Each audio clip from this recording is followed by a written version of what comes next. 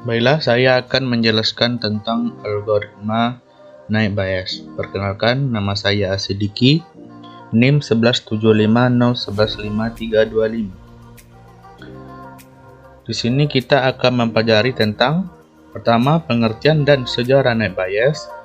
Yang kedua, mengapa naik bias. Yang ketiga, tahapan algoritma naik bias. Dan keempat, contoh kasus. Oke, kita masuk sekarang dalam pengertian dan sejarah naik bias.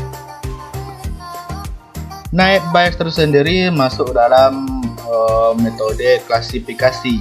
Ada banyak metode dalam atau meaning. Di antaranya itu adalah klasifikasi.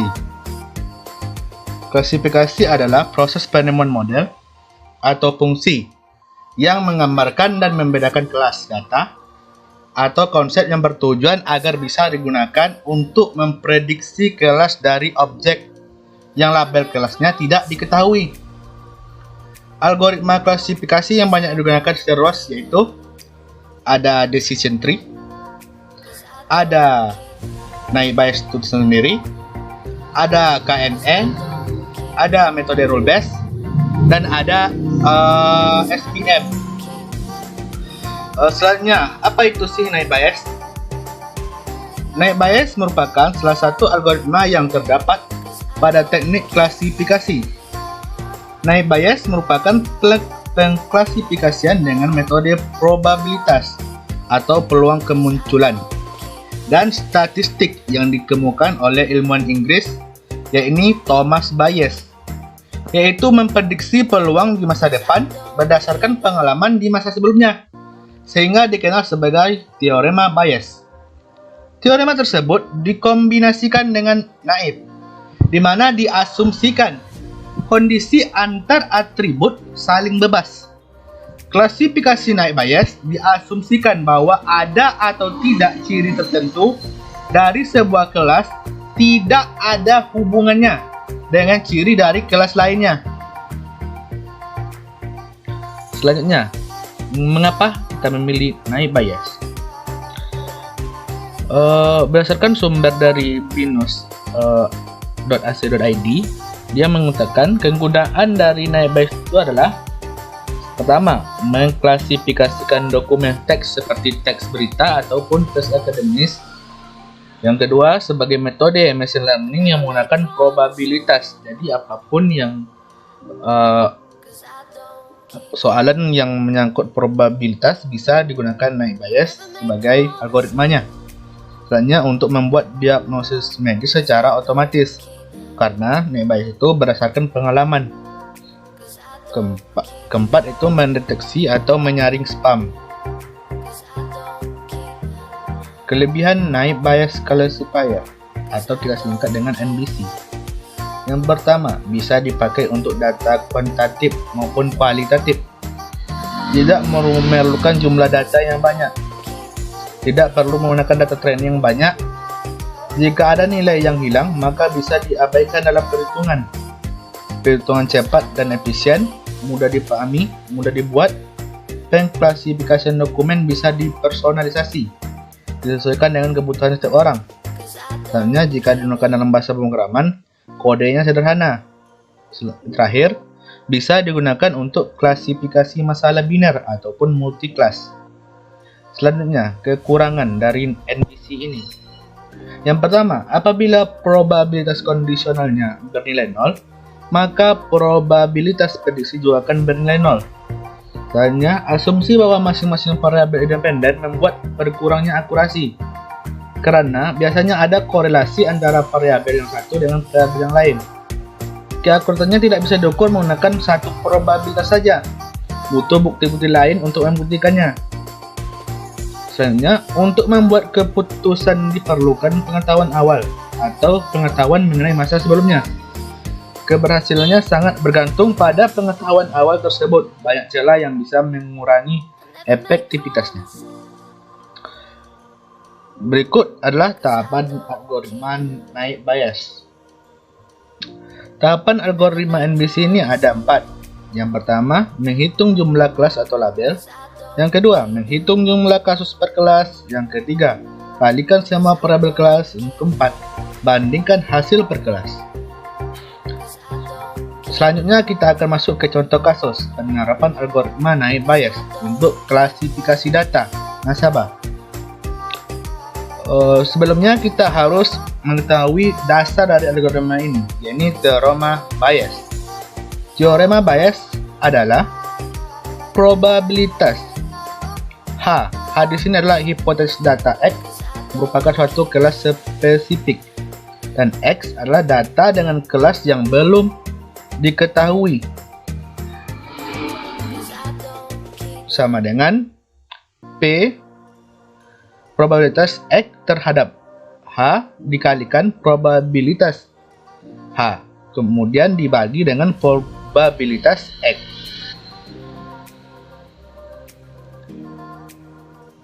Berikut adalah data training yang kita akan gunakan dalam contoh kasus yang menggunakan algoritma naib Bayes ini. Yang pertama kita ada atribut nama, jenis kelamin, usia, status, pekerjaan, penghasilan, masa asuransi, dan cara pembayaran dan klasifikasi. Di sini kita akan memberi label atau kelas pada klasifikasi ini. Itu ada 3, itu tidak lancar, lancar, dan kurang lancar. Selanjutnya, langkah pertama itu menghitung jumlah kelas atau label. Kita hitung semua data yang lancar. Jumlah data lancar pada data petihan dengan jumlah keseluruhan data, sehingga didapatkan 9 dari 20. Jadi ada 9 orang dari 20 data tersebut yang termasuk klasifikasi lancar. Selanjutnya, kurang lancar. Jumlah data kurang lancar pada data petihan dengan jumlah keseluruhan data. Terdapat 4 orang yang memiliki data kurang lancar dari 20 data training tadi. Selanjutnya, tidak lancar. Jumlah data tidak lancar pada petihan dengan jumlah keseluruhan data, yakni sebanyak 7 dari 20 data, sehingga kalau dijumlahkan menjadi 20/20.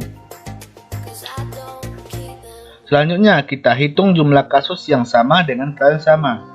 Kita masukkan data uji. Di sini saya memiliki data uji seperti ini, tapi kita belum mengetahui dia masuk klasifikasi mana.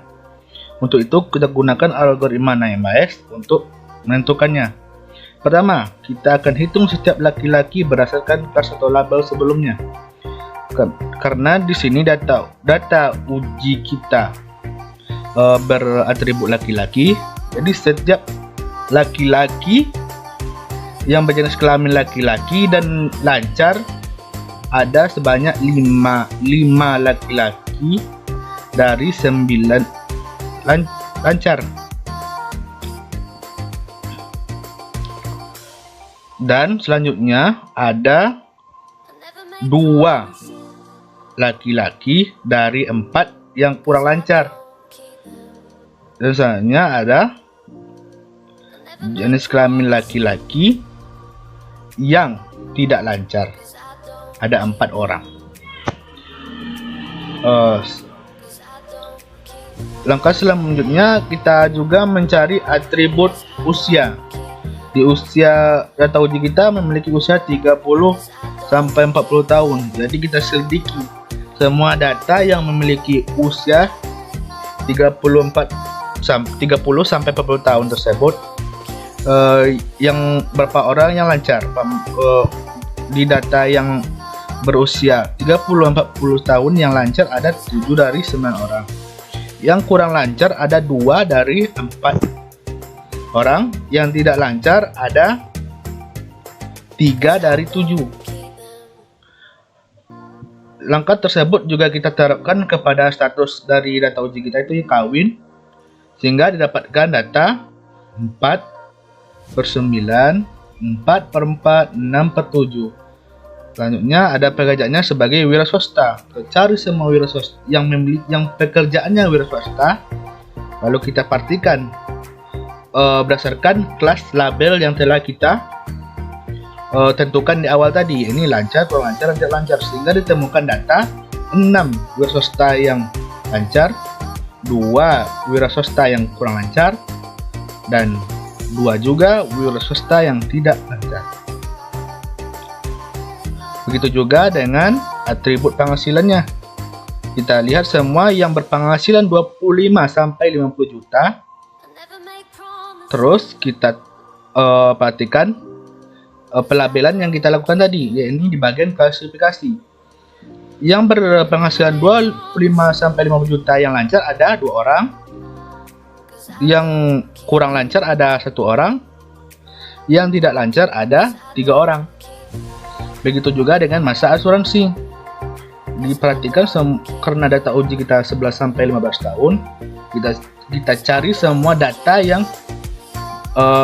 memiliki masa asuransi selama 11 sampai 15 tahun. Terus kita perhatikan klasifikasinya. Itu ada lancar, kurang lancar, dan tidak lancar. Sehingga ditemukan data 7 yang lancar, 1 yang kurang lancar, 4 yang tidak lancar. Begitu juga dengan pembayaran. Karena si Asidiki ini membayar per semester, kita cari semua data yang melakukan pembayaran melalui semesteran.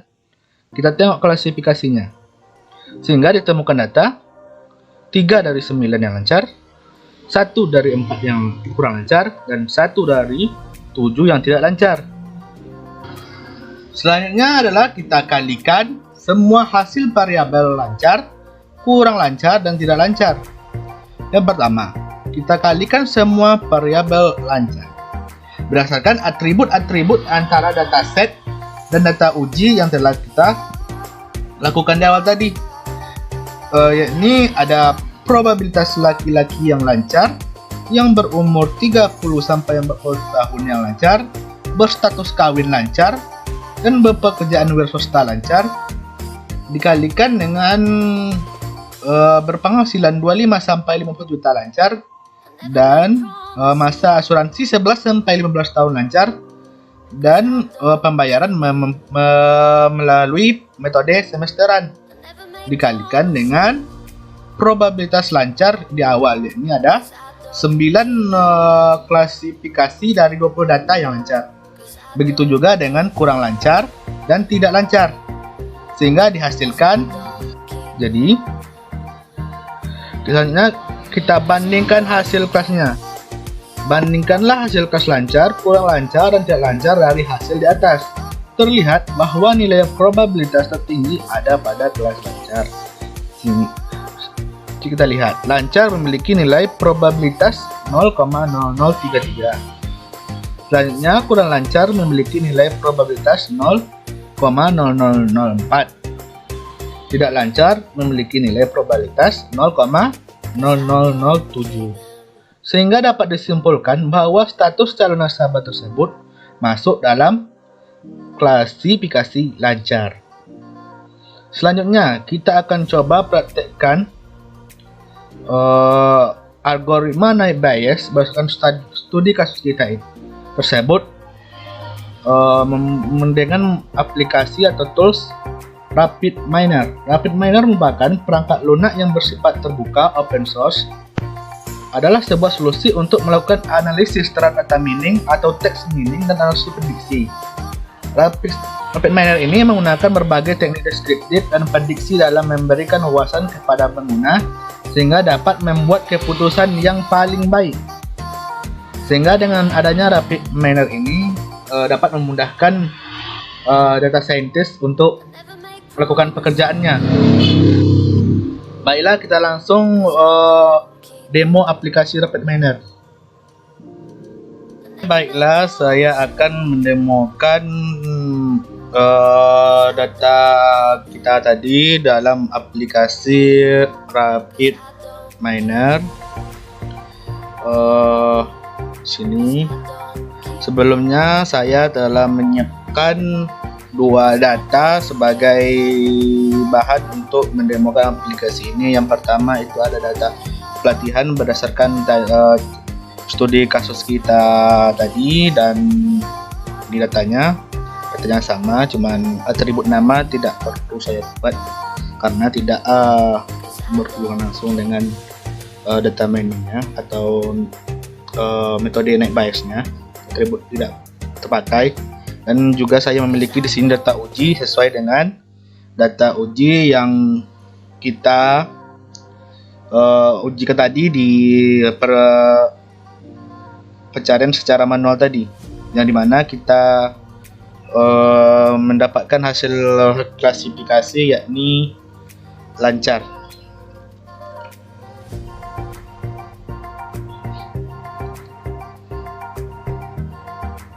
Oke, pertama kita buka aplikasi Rapid Miner-nya.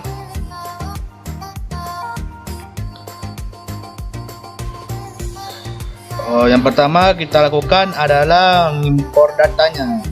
Kita impor data set yang kita punya tadi. Yang pertama itu adalah data pelatihan. Next.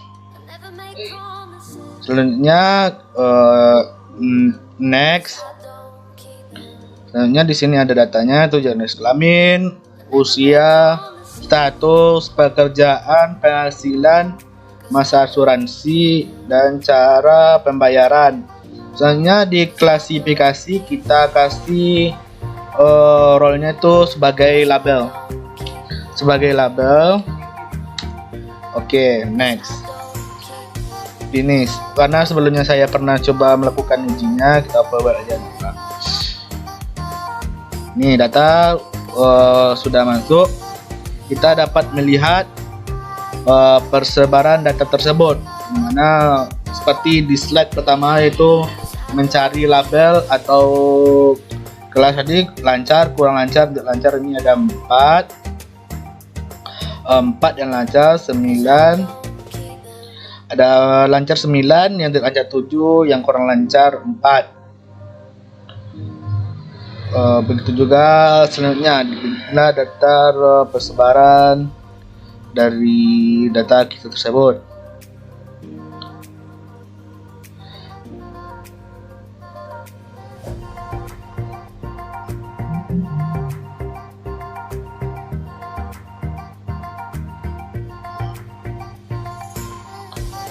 Selanjutnya kita masuk desain lagi. Kita udah berhasil mengimpor data latihnya. Sekarang kita uji, kita masuk impor lagi data untuk data ujinya sesuai dengan contoh kasus tadi tersebut.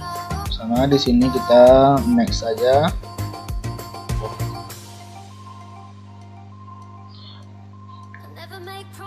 Impor data, ini komputer, kita uji.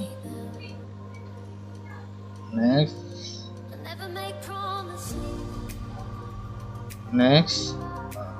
Sini di bagian klasifikasinya kita ganti role-nya sebagai label.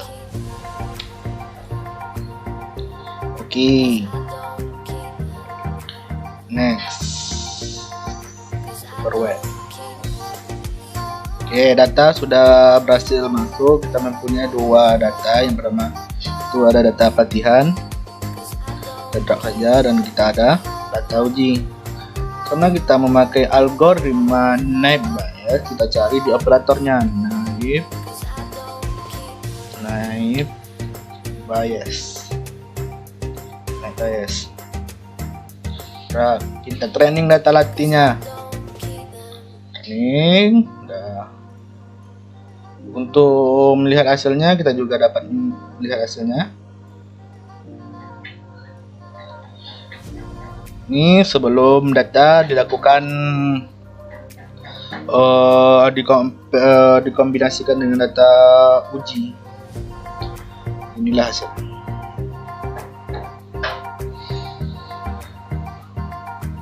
Jenis kelamin, laki-laki, usia. Ini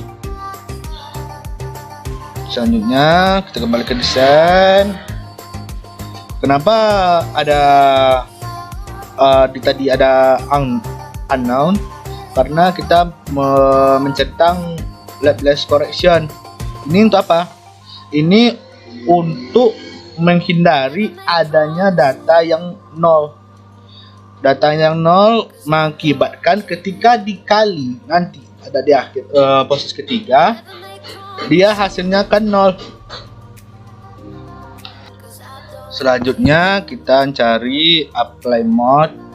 untuk mengapply model kita tadi, ini naik bias kepada data uji kita. Apply mode.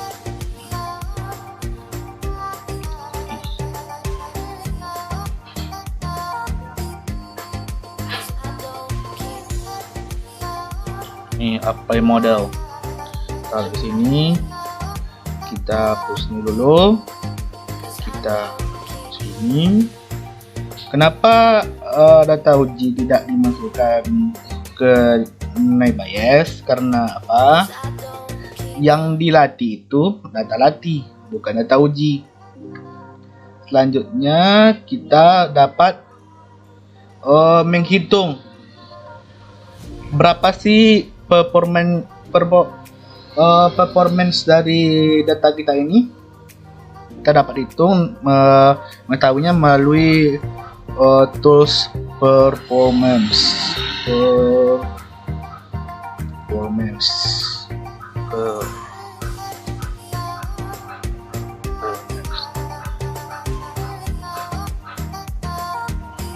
di sini. Selanjutnya kita hubungkan. Kasih resultnya.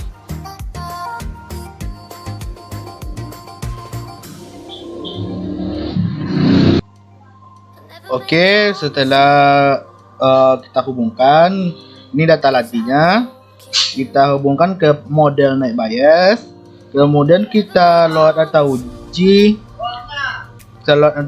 yang kemudian kita dari data latih naik bias ini kita apply ke model, dari data uji ke model, kemudian kita hitung berapa sih performance dari hasil kita tadi, dan coba kita jalankan. Berdasarkan ini kita dapat lihat data kita tadi sudah masuk, prediction-nya lancar, dan coba kita lihat performance-nya itu, prediksinya lancar itu bernilai 100%. Kenapa 100%? Karena data kita tidak data yang continue atau data yang tidak memiliki range, karena cuman dan data latih sama data ujinya itu hanya sedikit dan merupakan hasil 100%. Nanti coba kita berarti ini sesuai dengan hitungan kita tadi di PowerPoint yang saya jelaskan tadi, bahwasanya performance untuk prediksi bahwa si acidic ini adalah lancar itu adalah precisionnya itu bernilai 100 dan nilai recall-nya itu 100%. Jadi apa yang terjadi ketika kita rubah data state ini, bukan dari hasil yang kita buat tadi, kita bikin kurang lancar. Kita set, kita kembali ke aplikasinya, aplikasi Rapid Miner, kita hapus ini, kita load kembali data uji kita. Next, kita jadikan klasifikasinya role-nya sebagai label.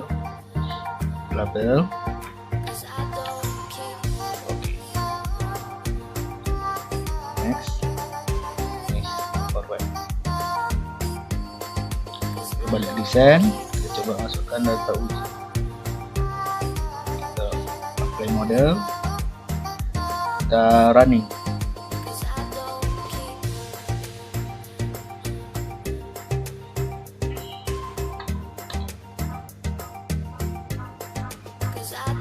Dapat kita lihat di sini di tabel akurasi performance-nya bernilai 0%.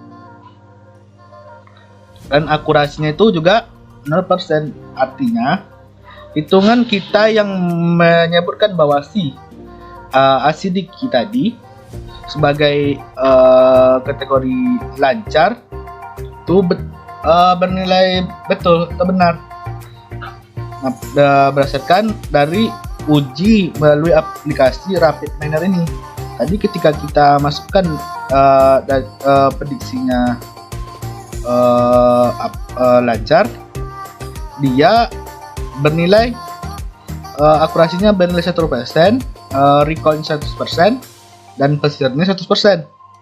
Ketika kita masukkan dia kurang lancar, maka akurasinya berubah menjadi 0, 0, 0, 0. Dan aplikasi ini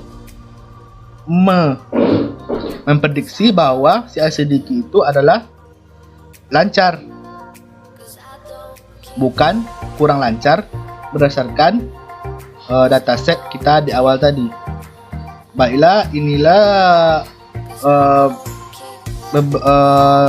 contoh pengujian performance melalui aplikasi open source Rapid Miner untuk menguji data algoritma naik bias kita tadi.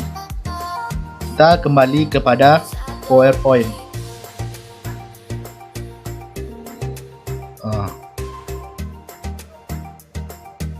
Kesimpulan terakhir adalah kesimpulan. Sudah banyak jurnal-jurnal yang menggunakan algoritma naik bias ini sebagai metode menyelesaikan masalahnya, seperti contoh klasifikasi penyakit stroke menggunakan metode naik bias, klasifier studi kasus pada Rumah Sakit Umum Daerah Undata Palu, klasifikasi masyarakat miskin menggunakan metode naik bias, pengelompokan pada hadis menggunakan naik bias, klasifikasi fans dan hater berdasarkan komentar Instagram menggunakan naik bias.